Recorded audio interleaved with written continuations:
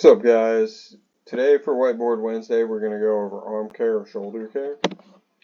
So with the shoulder, if you can do all 6 of these actions well, you're normally going to have healthy shoulders. So elevation, depression, protraction, retraction, upward rotation, and downward rotation. So elevation of the shoulder is where the scap's moving up towards the ears. The muscles, your traps and levitator scapula are involved in this movement.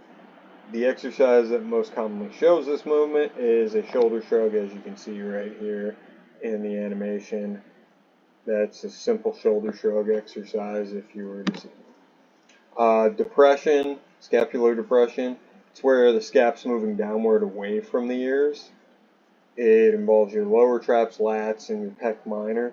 Normally the exercises to improve these muscle groups are not going to look like the actual movement necessarily, but you're talking Y raises, W's, A's, exercises of that magnitude to really impressive.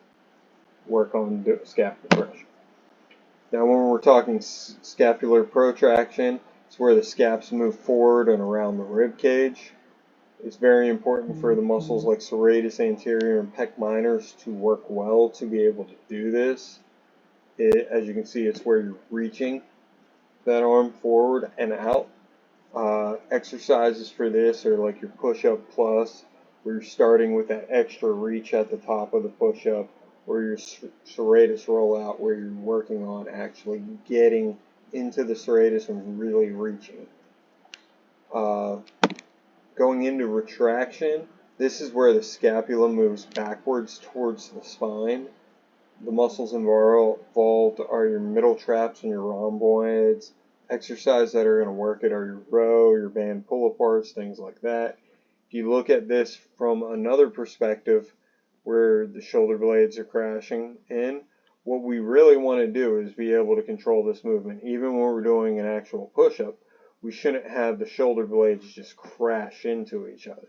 It should be controlled movement and keeping them away from each other as long as we can on the way down on the push-up. Now when we're talking upward rotations, we're looking at the bottom angle of the scap. It's going to actually move out and up, and the glenoid faces up when we do it. Now with this, your muscles that are involved are your upper traps, lower traps, and your serratus anterior. Exercises that would utilize this motion are your overhead press, landmine presses, Arnold press, anything where we're pressing up overhead. Which brings me to the topic of, I had a client that was told never to shoulder press, never to bench press, because it's bad for your shoulders. It's only bad for your shoulders if you don't have the ability and proper scapular rhythm to get into the overhead motion. Over time, you can fix that. It's slowly building into it as you regain mobility and strength to get into the proper range. When we're looking at downward rotation, the bottom angle moves inward, the glenoid faces down, and the muscles involved are your rhomboids, your levitator scapula, your pec minor. So the exercises that tend to deal with this are your pull-ups and your lat dominant movements. It's going to be that initial pull on your pull-up is where that scapula goes back down into downward rotation. This is also a position we tend to hang out at rest most, where that scap's downward.